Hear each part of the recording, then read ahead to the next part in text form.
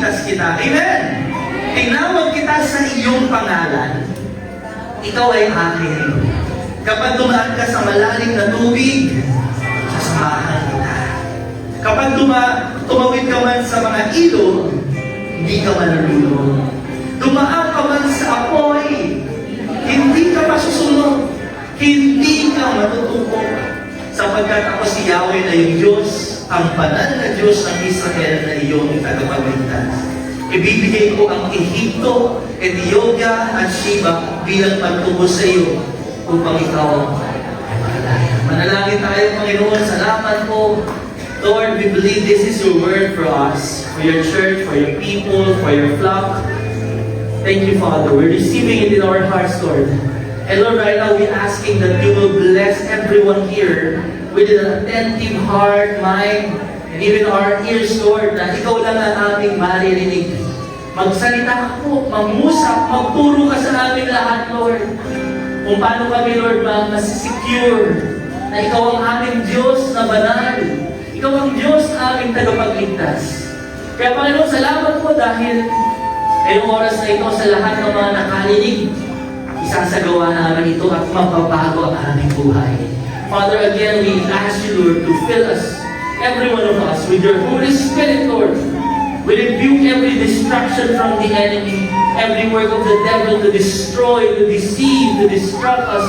In the name of Jesus, we rebuke it. Let your glory be revealed and Christ be exalted and magnified.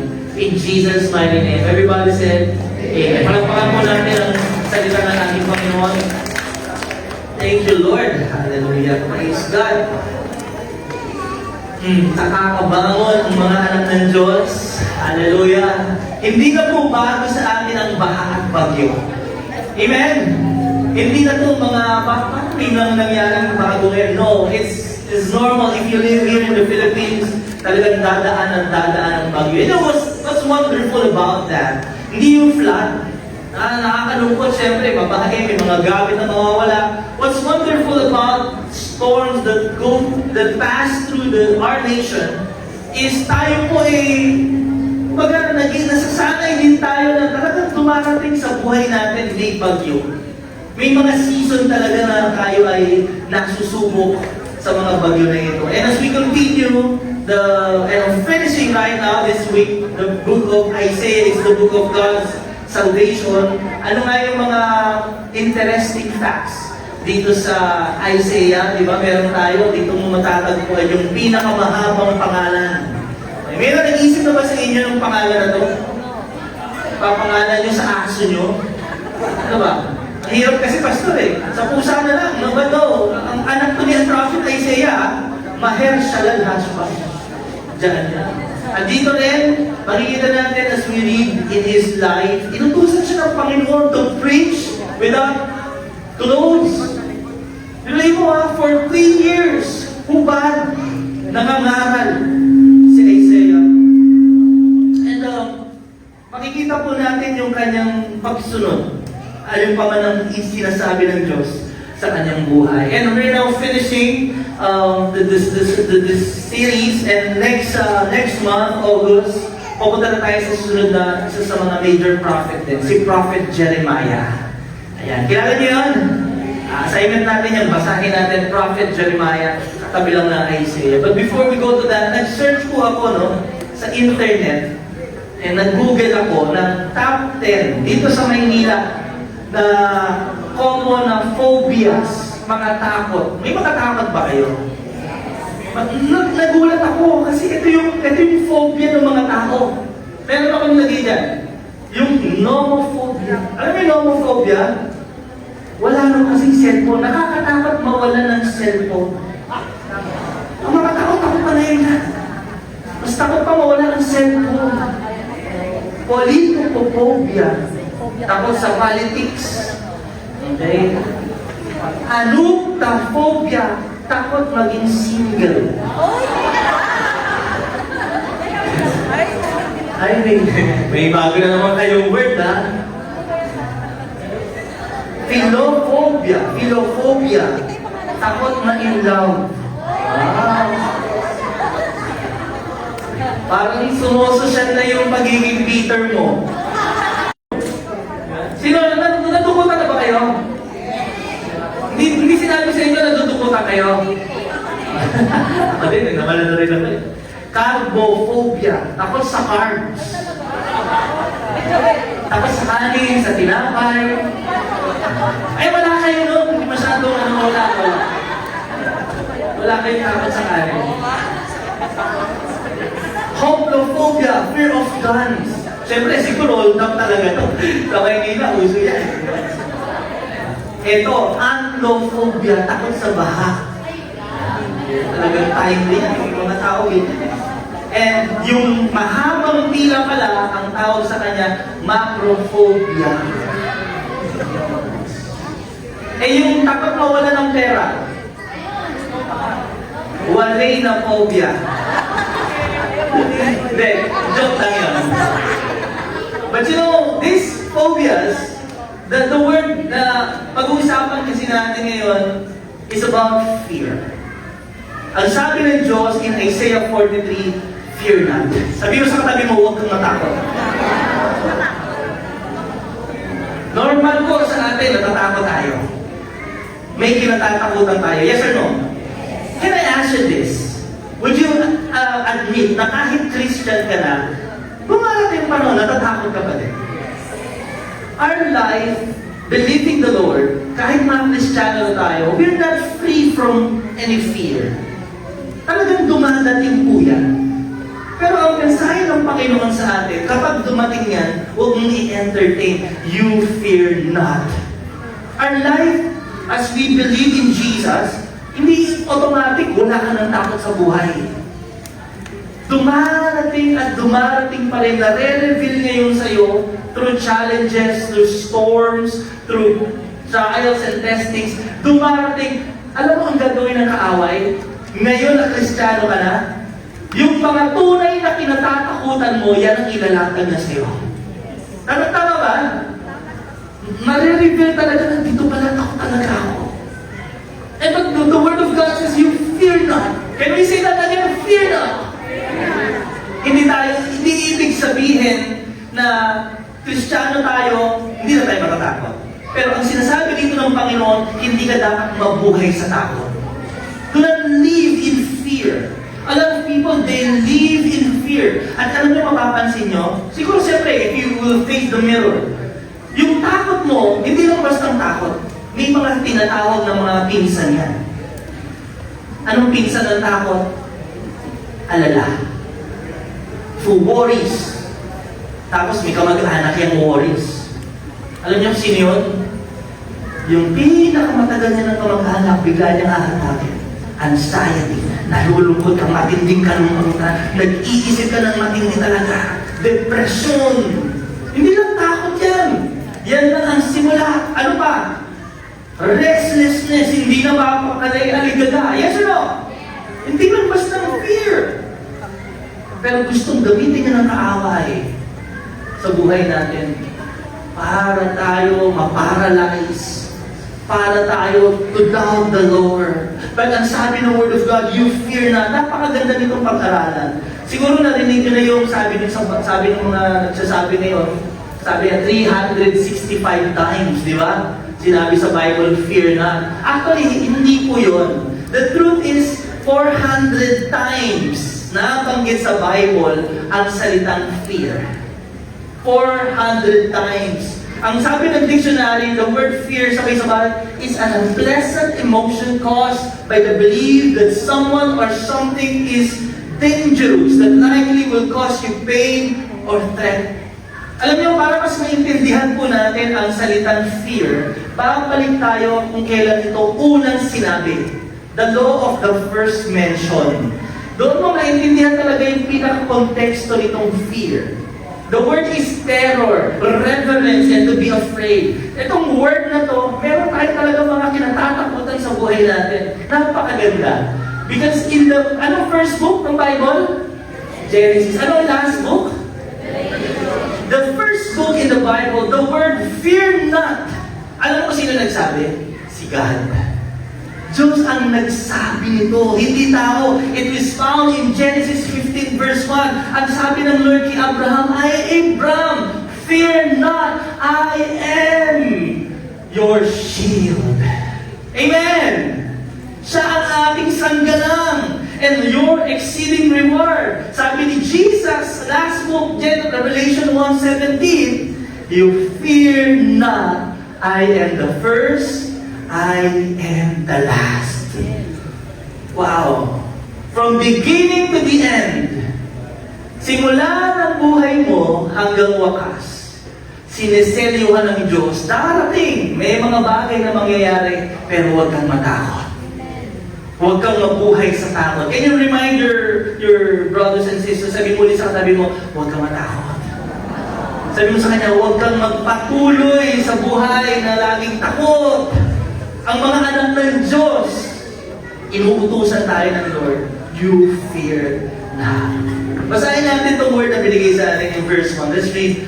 But now, this is what the Lord, sabi niya, your Creator, says to Jacob, and the one who formed you, O Israel, sabi niya, do not fear, for I have redeemed you from captivity, and I have called you by name, and you are mine. The context of Isaiah 43, he was prophesying, kasi ito po mga Israelites, talagang pasaway sila. Kaya ang Panginoon, gumamit na ng mga Babylonians. Alam niyo yung Babylon? Ano nga ito? Bansang ito? It is the modern day Iraq. Ang ginawa nito, nilusog ang Israel, tapos pinagpapatay yung mga tao doon at yung mga healthy, mga pogi, magaganda, mga malalakas, matitikas, sinama nila sa kanilang lugar. Eh di na nyo, winasa nila. Yun din yung nangyari ni Prophet Jeremiah, pag-aaralan din natin yun. Sinasabi niya dito na kahit dumating itong pagkakataon na ito, bagyo, pagsubok sa buhay ninyo, huwag kayong matakot. Amen? Kahit na napakahirap ng pagdadaanan ninyo, sinasabi nito, huwag kayong matakot. God was preparing them. He is giving them a warning of what will happen. But, hope, pag-asa, na kahit mangyari ito, huwag kang matakot. May plano ako. Amen ba? Sabi mo sa tabi mo, may plano ang Diyos. Bakit tayo hindi matatakot? I give you 3 things right now. Maybe your life, ano may dumating. Alam niyo, in this life talaga may mga pagsubok, bagyo, baha, sakit, paghihirap, darating at darating. Is that true? Darating po ba yan? Darating yan. Minsan nga walang warning, bigla na dumarating. Tama ba? But you know, the message of the Lord for us, even though dumating itong mga bagay na ito, huwag kang matakot. And, you know, in life, bakit tayo hindi matatakot?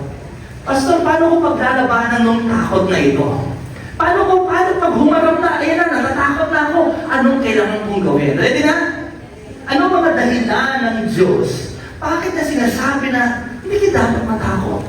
Why you should not live in fear? Tatong bagay number 1, sabi niya doon, fear not because God loves us.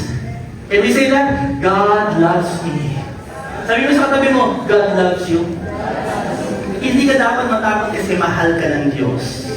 At ang pagmamahal na yan, basahin natin, next verse. Verse 1, let's read. Sabi niya, this is what the Lord, ang sabi niya, the Lord, your Creator, who formed you. Ako ang gumawa sa iyo. Kanina nabanggit yung creation. Pang ilang araw ginawa ang tao?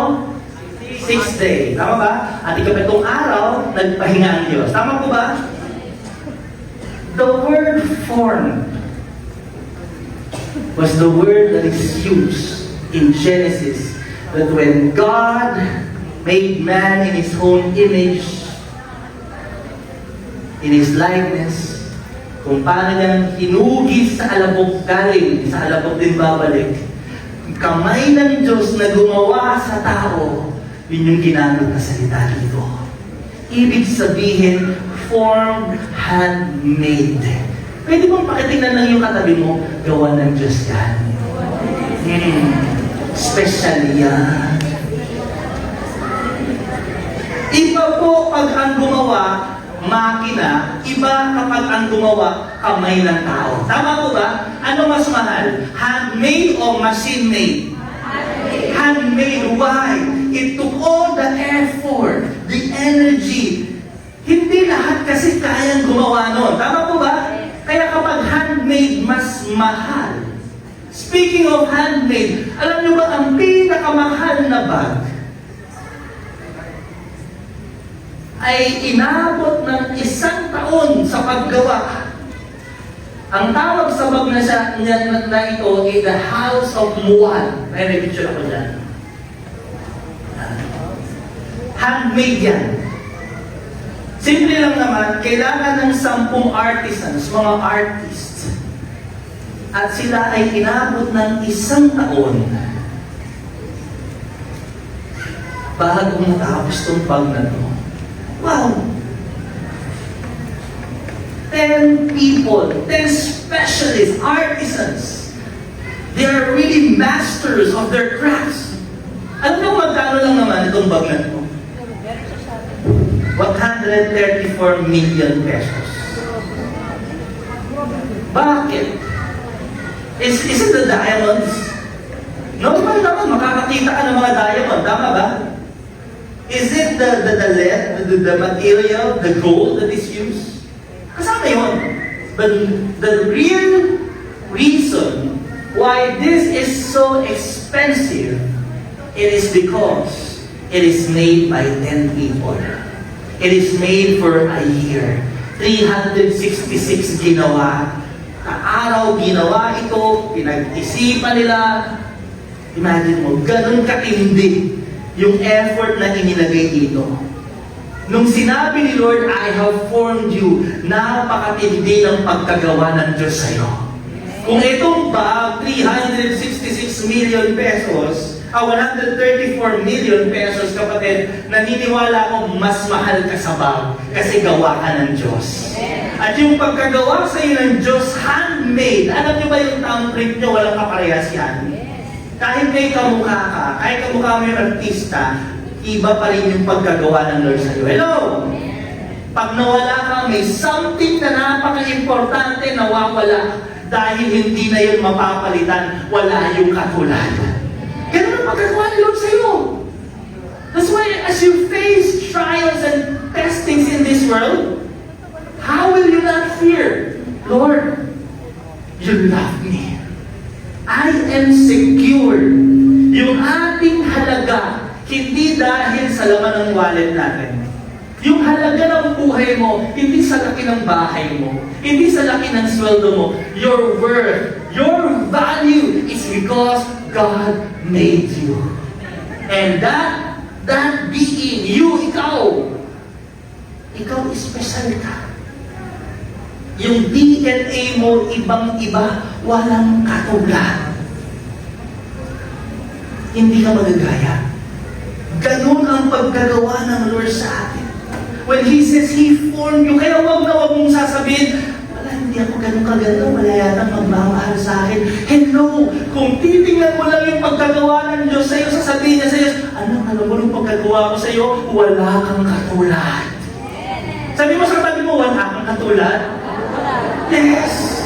That's how unique you are when God created you. Kaya alam niyo, pakinggan niyo ito kung ganun tayo kamahal ng Diyos, we are created wonderfully by God, bakit natin gusto maging tulad ng ibang tao? Why do we compare ourselves to other people? Dinadaya lang tayo ng kaaway, na sinasabi ng kaaway, ang maganda, kailangan matangos ilong. Sige nga, matangos ilong, pag gawin mong hindi matangos, mahirap yun. Tama ba? Ang maganda, maputi. Paano? Subukan mo nga. Di ba? Yung mga mapuputi, nagpapabilag pa sa araw. Tama ba? Parang masunog lang. Yes or no? You see, siguro ang maganda, sabi kasi ng media, ng mga napapanood, kailangan yung buhok mo, talagang straight, yung iba naman, kulong. You know how God created us. Kaya kahit anong harapin mo sa buhay, kapag iisip mo, mahal ako ng Diyos. Ano sabi niya? Next, balik mo kapatid. Saan yun? Doon kayo tayo mag-family day. But you know, alam niyo yung comfort? pong huhulugan ka ng token, may mga laro, tapos maglalabas ng tickets. Iniipon ba yun? Yes o no? Yung mga anak ko, pag nandun kami, lahat, iniikutan yun. Sabi, para kayong mga ano, ginagawa. Nagkakaroon kami ng mga ticket na lumalabas. Yung ipon nila yun. Tapos yung ticket na yun, may corresponding na bilang. Sa Tom's World, meron pong malaking standing salamin. Nandun yung mga teddy bear, tama ba? Laruan, transformer. Pero hindi na tinitingnan ng mga may tinda. Ang tinitingnan doon yung rice cooker. Air fryer.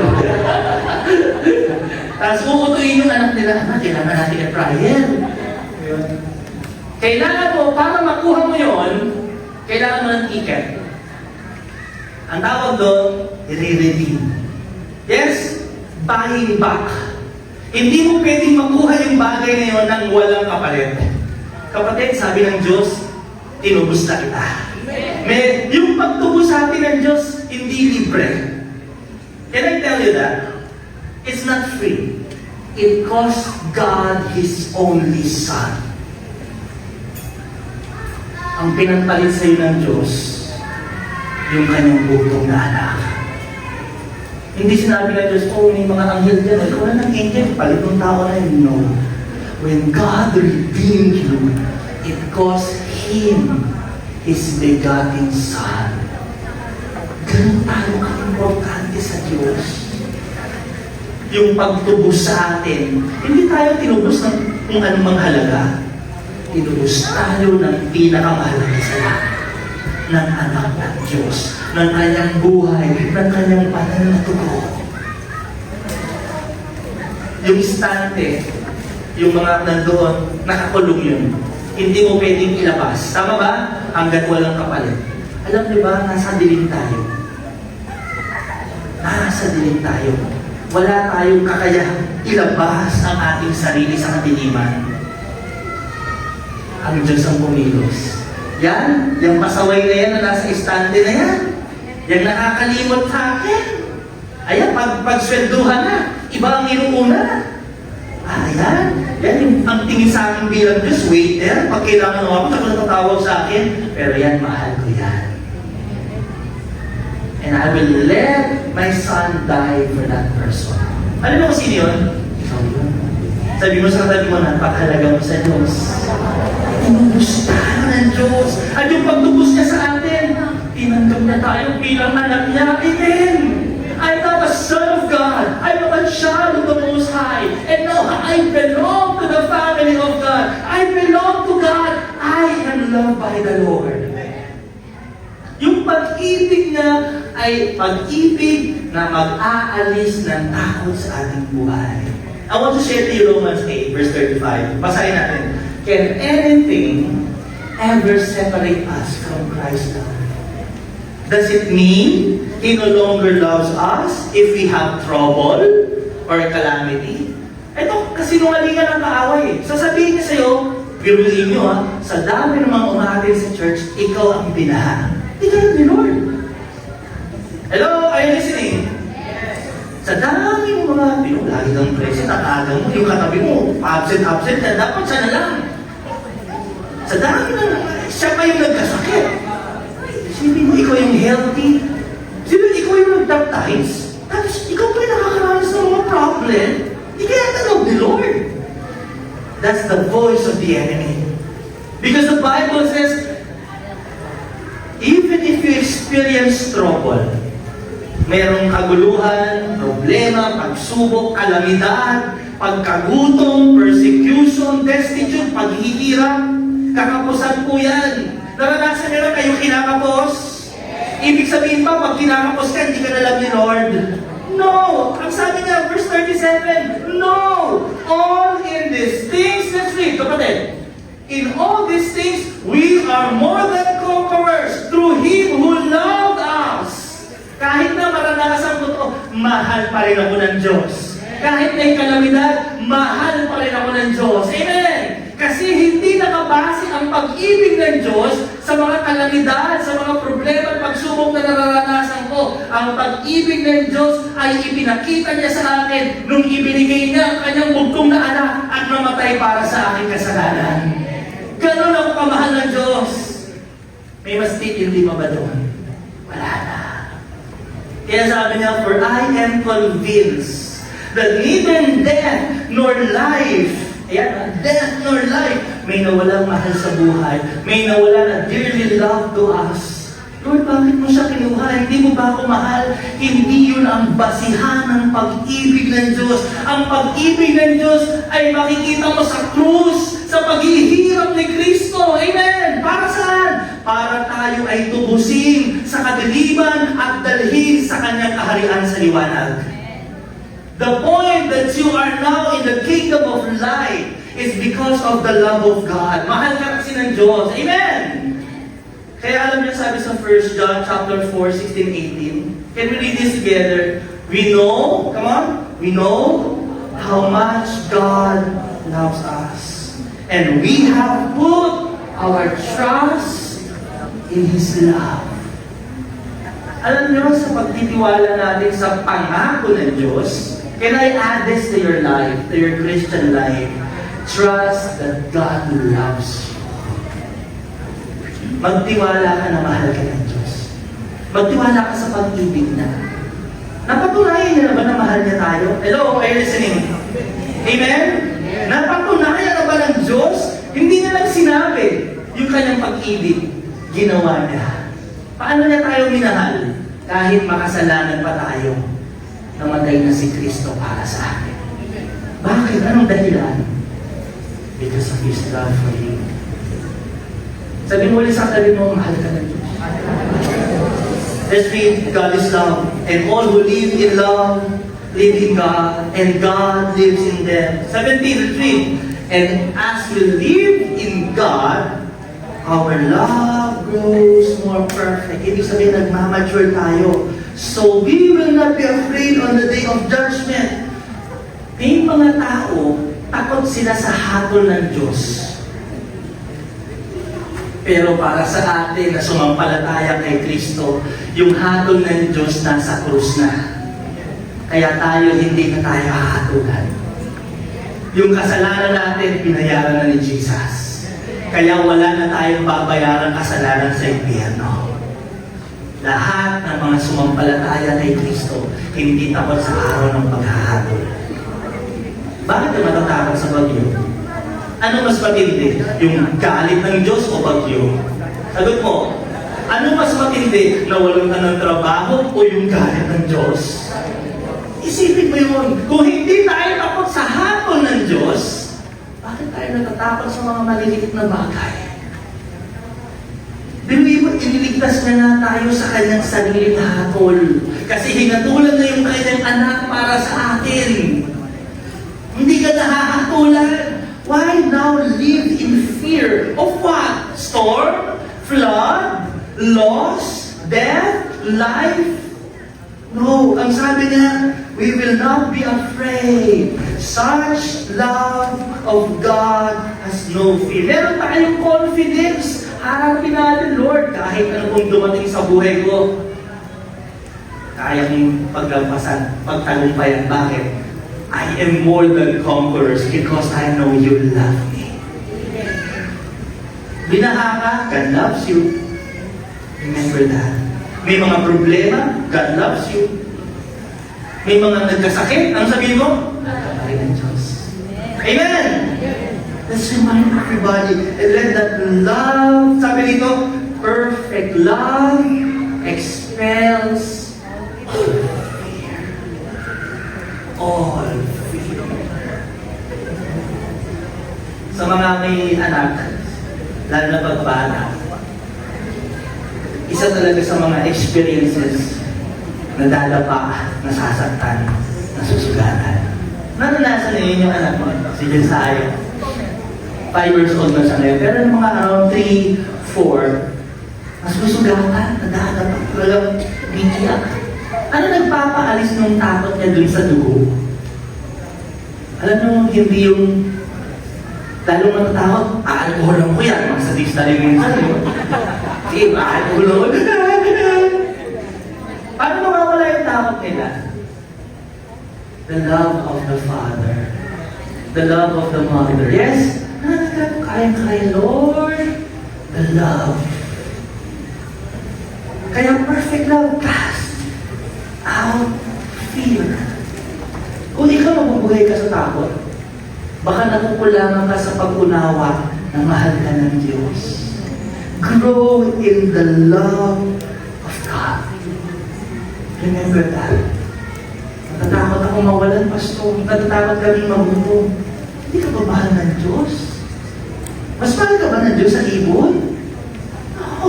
Mas importante ka ba sa mga maya? No. Understand, grow in the love of God.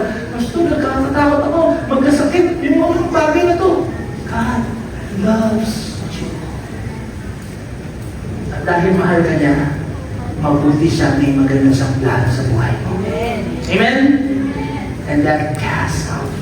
Pangalawa, fear not because God is with us. Hindi tayo matatakot. Bakit? Kasama natin si Lord. Kasama natin ang Panginoon. When our children were going to school first time, second time, siguro yung mga anak dito, yung mga papuntang daycare pa lang, kahit kayo nung bata, nung inaalala nyo, kayo po ba nagpasama kayo sa mga nanay ninyo? Huwag ka, alis ka talaga. Gano'n ba kayo? Ano una? Wow, tatapang mo talaga. Siguro pinabayaan kayo. But you know us. Di ba? Anak, dito ako sa labas. Hintayin kita hanggang matapos. Tama ba? And then nung bata, kalmado na. Bakit? Alam niya, nandun yung nanay niya, tatay niya, hindi siya nag-iisa. You know, when we come into a new environment, a new workplace, a new thing, Lord, may bagong pagsubok. May mga pagsubok kami na naranasan ngayon na hindi pa namin nararanasan dati. Sometimes, the fear of uncertainties, di namin alam, paano gagawin dito, Lord? We have that fear. Talagang dumarating. Pero paano tayo hindi matatakot? Let us remember, God is with us. Yan ang pangalan ng ating Panginoon, Emmanuel. God is with us. Nakakalimutan mo, ipapaalala ko sa iyo, God is with us. Many times, fear in our life is hayag na hayag. Kasi, akala mo, laban mo lang. Akala mo, sarili mo lang ito. We think na tayo lang nag-iisa sa buhay na nakakaranas ng mga pagsubok. No! Isipin mo lagi, kasama ko si Lord. Kasama ko si Lord. Kahapon, umuulan na maaraw. Yes, ano? Sabi nung anak ko, Dad, si Josiah, 5 years old, totoo ba na kinakasal ng mga tigbalang ngayon? Kaling yan. Yeah. Alam mo ginawa ko? Alam mo yung mga bad spirit, mga masasamang spirit, talagang mga totoo sila. Pero alam mo, sabi niya, listen to him, I learned from him. Sabi niya, hindi ako takot dyan, kasama ko sila. Kahit tumarap ka, oo, kasama ko sila. Aakit ka, uutusan ka, nasa taas na kami lahat. Kumuha ng tubig sa baba, ang dilim, kasama ko sila.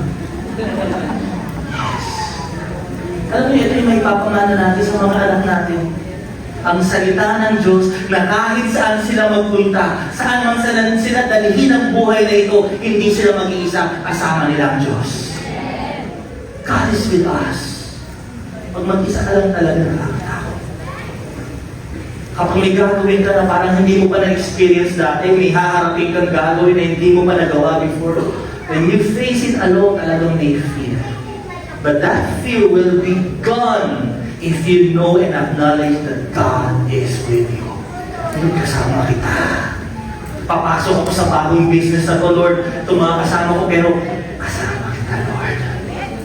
Lord, may bagong environment, workplace, may bago kong ka-office mate, pero Lord, parang takot sila dito sa boss ko, pero Lord, kasama kita.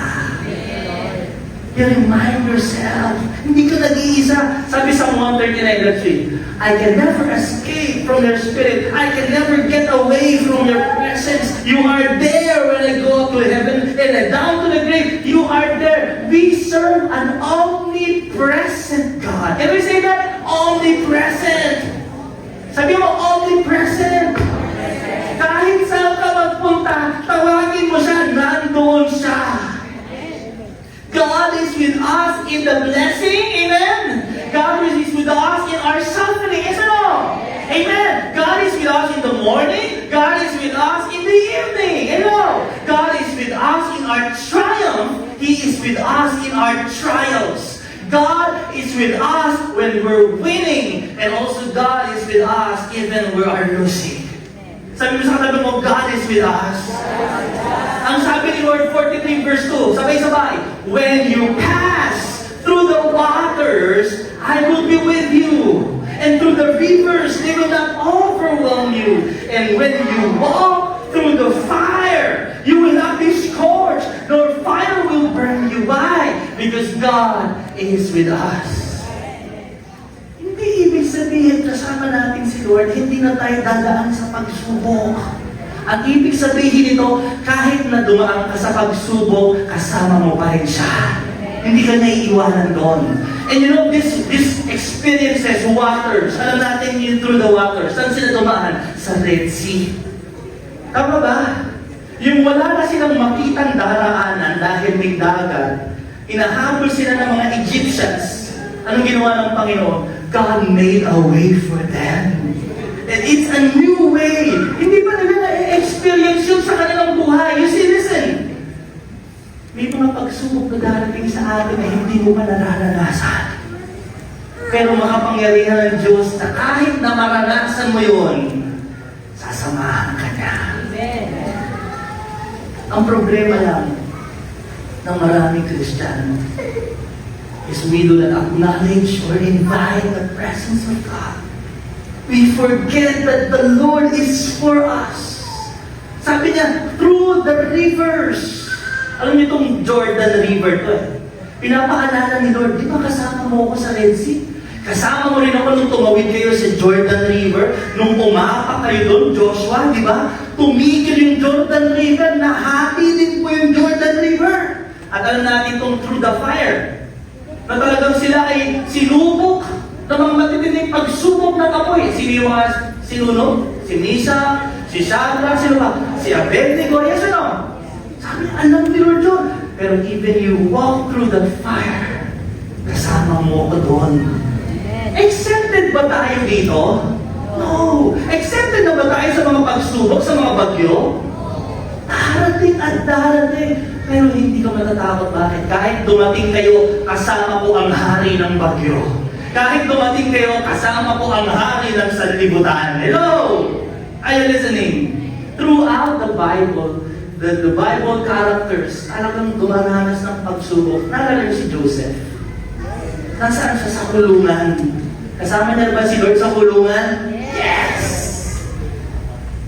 He was in prison, but God blessed him with favor. The people of Israel, naglalakad sila sa wilderness, tuyo, tigang. But God provided manna for them to eat. Hindi nila alam kung saan sila dadaan, saan sila pupunta. But God is with them through the fire and through the clouds. Piluhin mo ha, sa umaga meron kayong ulam, shade, susundan nyo lang yun.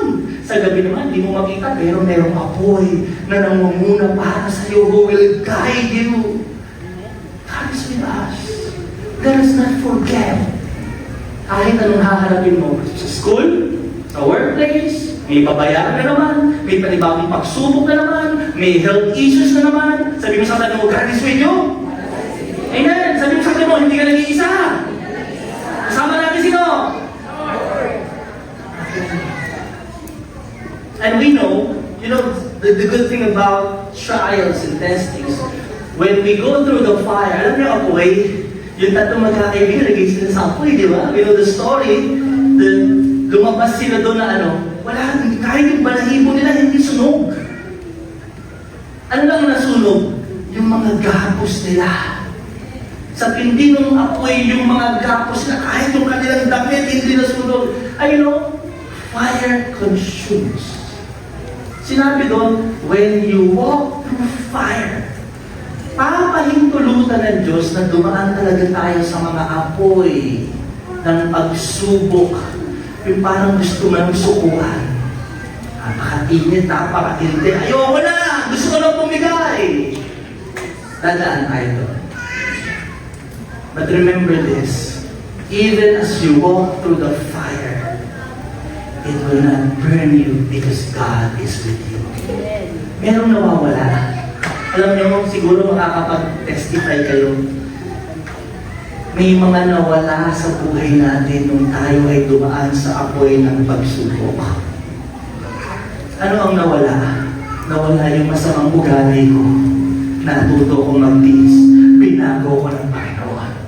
Ano yung mga nawala sa buhay natin? Nawala yung magiging mainitin ang ulo. Naging mapagpasensya. Nawala yung pag-ibig ko. Nung nawala ako ng trabaho, nawala yung mga bagay na meron ako dati. Nawala yung pag-ibig ko sa mga material na bagay. Tama ba? Napalitan ng pag-ibig ko sa Diyos. May mga nawawala. Nawala yung pagtitiwala ko sa sarili kong galing, lakas, diskarte. Pero napalitan ng pagtitiwala sa Diyos. You know, God allows us to go through trials, fiery trials, fire, para linisin tayo. Ngayon ang tanong sa atin, bakit ito pinapahintulutan ng Diyos? Kasi sa buhay mo, meron siyang gustong mawala at meron siyang ipapain. But remember this, even you walk through the fire, God is with you. Amen? Kaya naalala niyo sinabi ni James, whenever you face trials, James chapter 1, verse 2, consider it nothing but joy. Kapag dumadaan tayo sa pagsubok, bagyo, problema, isa lang dapat sabi niya, eto lang ang i-consider mo na maranasan mo. Be joyful. Ha? May pagsubok na nga eh, binagyo na nga eh, may pananawala na nga eh. Sabi ng Bible, joy. Bakit joy? What is that joy? That's inner peace, that's calmness, that happiness that you cannot explain. That's peace in your heart and mind, that knowing that God knows everything you've been through. Alam niyo lahat ng pinagdadaanan mo, that joy. Bakit joy? Bakit meron tayong joy every time na tayo sinusubok? Sabi ng Bible, because whenever you fall into various trials, meron nangyayari kapag sinusubok. It is the testing of your faith. Through experience, it produces what? Endurance. Natututunan natin kung paano magtiis. At yung pagtitiis na yun, pagtsatsaga na yun, it leads to what? Spiritual maturity. Listen, look at here everybody. Mas marami tayong natutunan nung nagkaroon tayo ng pagsubok kesa nung pinagpapala tayo. Tama ba? Mas lumalago tayo sa relasyon natin sa Diyos nung tayo ay nakakaranas sa mga problema. Amen? Natututo tayong manalangin. Natututo tayong magbasa ng Bible nung tayo ay nalulungkot at inatake ng depresyon. Tayo ay lalong napapalapit sa Diyos. Lumalago yung relasyon natin sa Kanya dahil saan? Sa mga pagsubok na ito.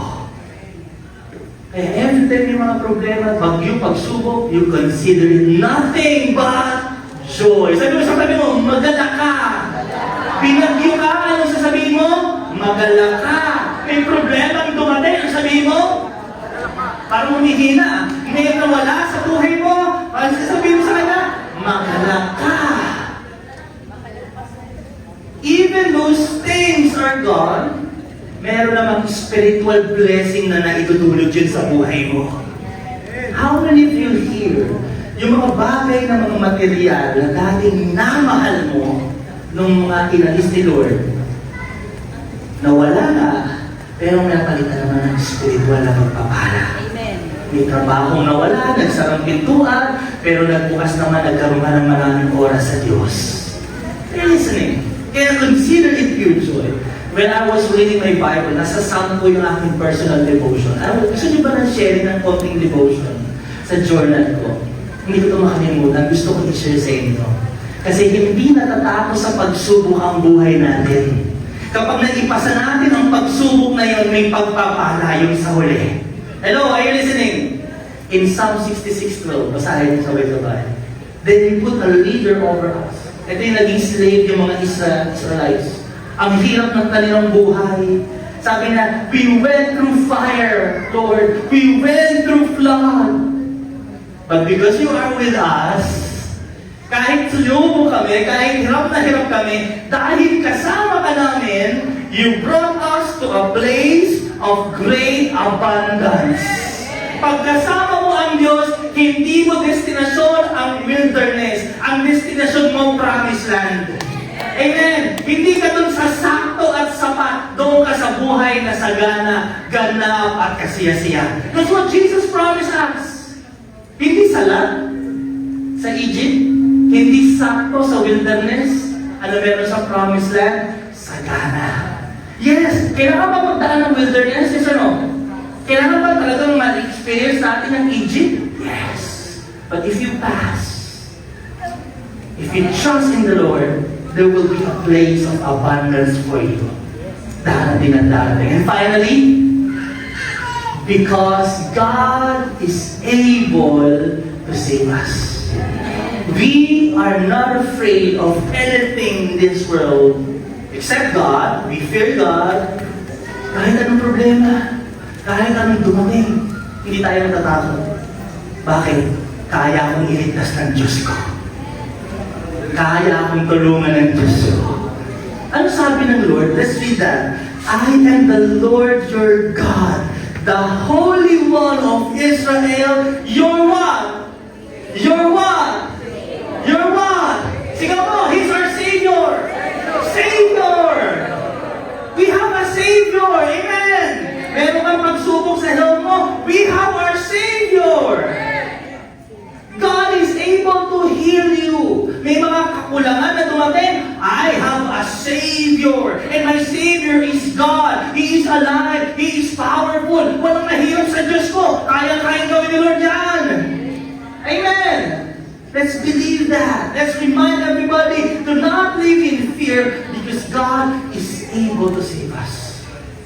Ano pa bang mahirap na pwede natin pagdaanan na hindi ka kayang iligtas ng Diyos? Wala na. Sakit? Yung patay na, pinuhay niya eh. Sakit pa kaya niyang pagalingin. Amen! Eh, pastor, ang sakit sa balat, yung mga may ketong luminis. Hello! You see that? Whatever you're facing right now, do not live in fear. We have a Savior. Sabi niya pa sa chapter 43, 11 to 13, let's read. I am the Lord. There is no other Savior. Ang problema ng iba sa atin, iba Savior natin. Sinong Savior niyo kapag kinakapos kayo?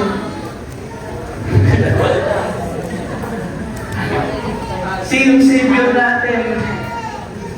Sinong tinatawag mong tagapagligtas? Sabi ni Lord, no? I predicted your rescue. Alam ko, naghihirap ka, sinabi ko na nga kung paano kita ililigtas. At niligtas na nga kita. You are witnesses that I am the only God. He was telling the people of Israel, di ba nasa Egypt kayo? Ang dami ng Diyos-Diyosan doon. Alam mo bakit 10 salot yun? Dahil yun ay patama sa mga Diyos-Diyosan na sinasamba nila. Yung Nile River, yun yung Diyos nila eh. Kaya yung ginawa ng Diyos, ginawang dugo. Meron silang Diyos doon na may palaka. Kaya ayun, sige, Diyos nyo, tinan mo, sinira kayo. Dahil palaka, di ba? Meron din yung flies.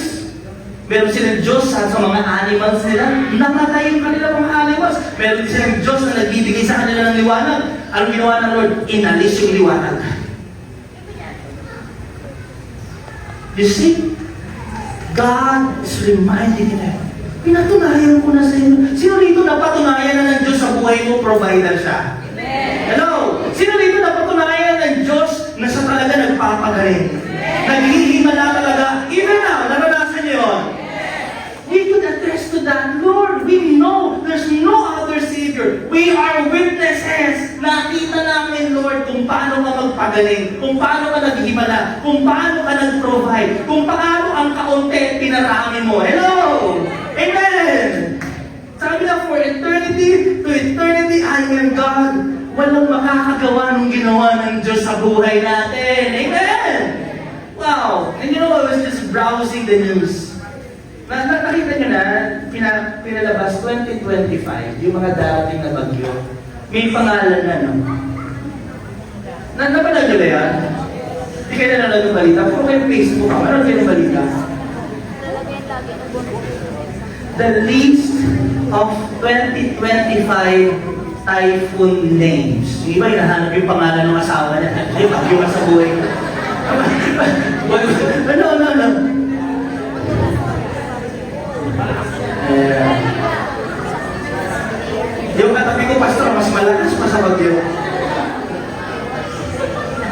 You know, when I saw this, para sa ating mga Kristiyano, punta mo na kayo, sa mga hindi sumasampalataya sa Diyos, pag tinignan mo yan, magpatatakot ka. Tama ba? Ang sabi doon ng iba, bakit yung mukhang malakas itong si Kiko Ano may nagpe-predict? Bakit may lalaki na si Goryo?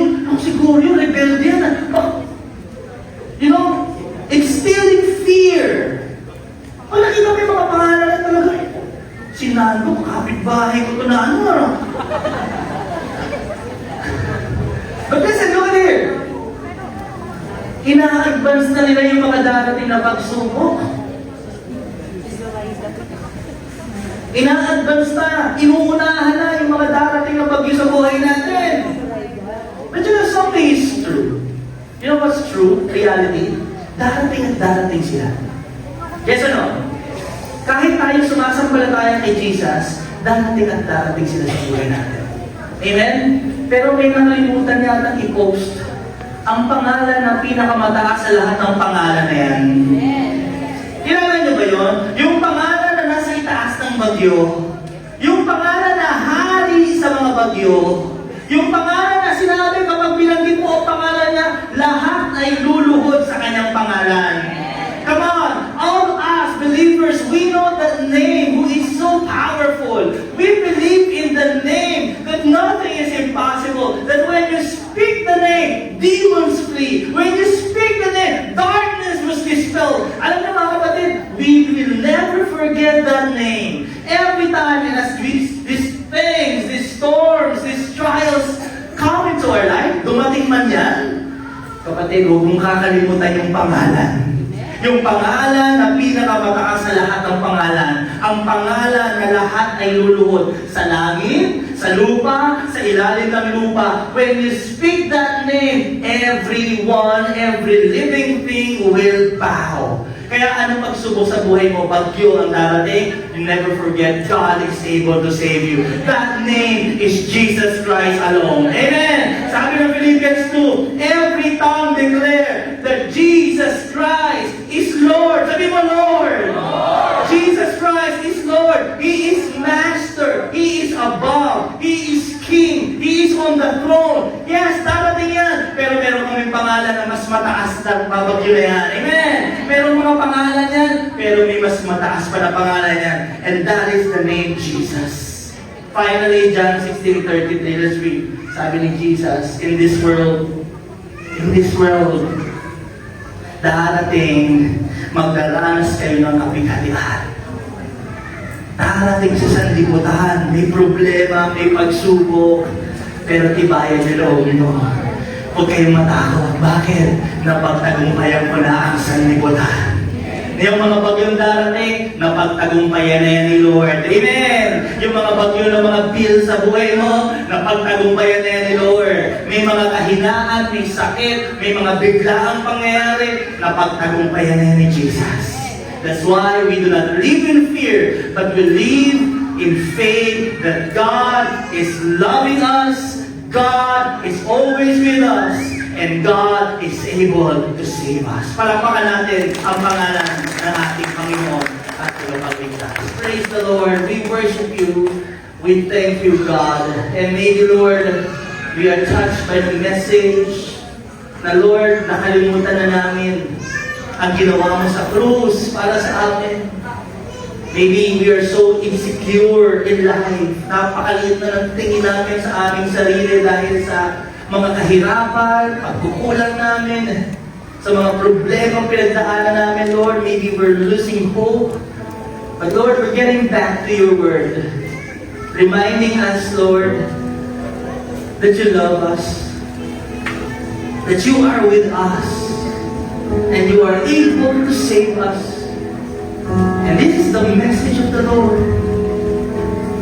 Sa kanyang pag-ibig sa iyo, bumabasa dito sa lupa. God is with us. God dwells with us.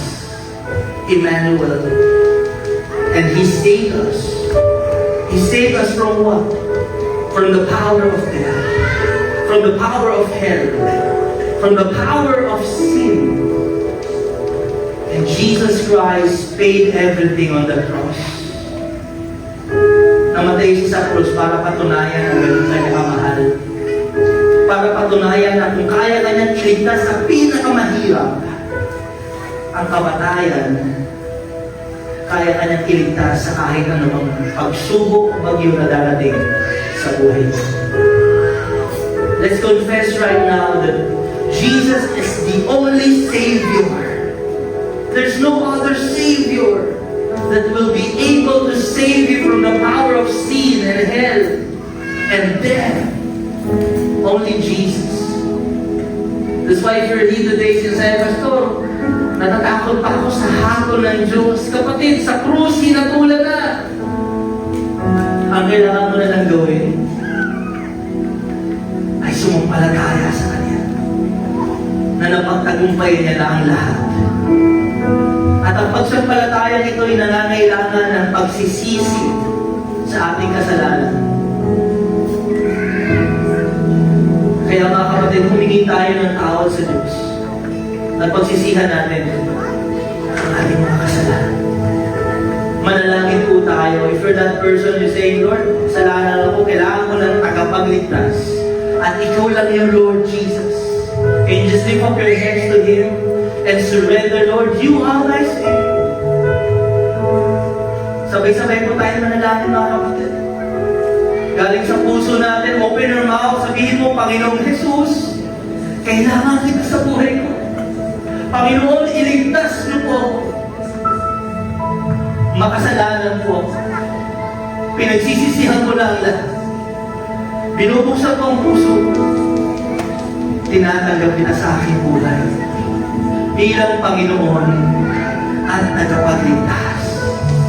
Salamat po sa pagpapatawad at sa buhay na walang hanggan. Sa pagtatagumpay mo sa pangalan ni Jesus. Amen. Amen. Come on, let's give Jesus the highest praise and glory. We thank you, Lord. You are a Savior. There's no other Savior. Only you, Lord. The way, the truth, and the life. Thank you, Father. Hallelujah. Salamat po, Panginoon, as before we continue to sing this victory song, thank you because we are saved right now. Ligtas na po kami, Panginoon. Meron na kaming buhay sa langit. But Lord, even right now, as we are living, Lord, in this earth, talagang dumarating ang mga problema, may pagsubok, may bagyo, pero malalampasan namin ito, Panginoon. Kahit ano pa man, gaano man yung kalakas, higit pa rin na mas malakas ang aming tagapagligtas. Kaya Panginoon, salamat po. Patuloy kami susunod sa iyo. Patuloy kami magtatanim sa gawain. Magpapagamit na kung ano man ang meron kami, Lord, para mas marami pang maabot ang iyong salita. Lord, you are reminding us, Lord, by your Holy Spirit. Salamat po sa mga nagbigay sacrificially. But Lord, for those people who have committed na magbigay, Panginoon, you know their promises to you. You know their covenant with you. Kaya Lord, salamat dahil alam namin, hindi ka namin kaya talunin kapag bigayan, Lord. Laging merong mas marami, mas higit pa ang iyong ibinibigay sa amin. Kaya, Lord, tulungan niyo kami magtiwala.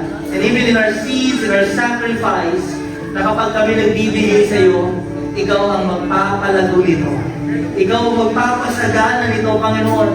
Pagpalain niyo po ang lahat ng aming bibigay. Pagpalain niyo ang aming mga buhay. Sa susunod, mas marami pa kaming maitutulong at maibibigay. Tinatanggap po namin ang masaganang pagpapala. Gustong takal, siksik, liglig, umaabaw. Ito ang taon ng pag-unlad sa aming buhay. Ito ang taon na makikita ang mga bagong bunga sa amin, Lord. Salamat po, Panginoon. Sa pangalan ni Jesus. Amen. Amen. Come on, let's all stand and worship the Lord. Great King.